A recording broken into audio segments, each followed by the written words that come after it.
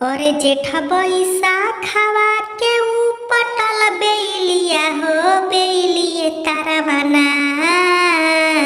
जेठा बैसाखवा के उपटल बेलिया हो बेलिए तारवना। मैया मोरी डालेलिया सनवा हो बेलिए तारवना। मैया मोरी डालेलिया सनवा हो बेलिए तारवना। हरियर नीमिया के हरियर डरिया हो कि निमिए तारवना हो कि निमिए तारवना।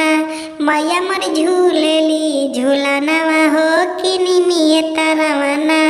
मैया मोर झूलेली झूलनवा हो कि निमिए तारवना।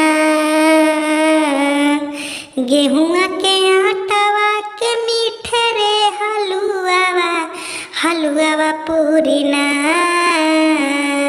गेहुआ के आटावा के मीठे रे हलुआवा हलुआवा पूरीना। मैया मोरी भोगावा लगावेली हलुआवा पूरीना। मैया मोरी भोगावा लगावेली हलुआवा पूरीना।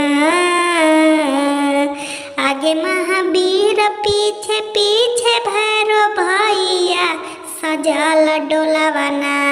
अरे सजल डोलावना। मैया मोरी डोलावा से आवेली सजल डोलावना। मैया मोरी डोलावा से आवेली सजल डोलावना। नमस्कार प्रणाम दोस्तों, आप लोग कैसे हैं? उम्मीद करता हूँ आप लोग अच्छे होंगे, स्वस्थ होंगे, तंदुरुस्त होंगे। दोस्तों ये गाना जो नवरात्र का स्पेशल सॉन्ग है बिल्लू कॉमेडी के रूप में मैंने प्रस्तुत किया, आप लोग को कैसा लगा? उम्मीद करता हूँ अच्छा लगा होगा। तो प्लीज़ चैनल को सब्सक्राइब करके ज़रूर जाइएगा और वीडियो लाइक कर दीजिएगा।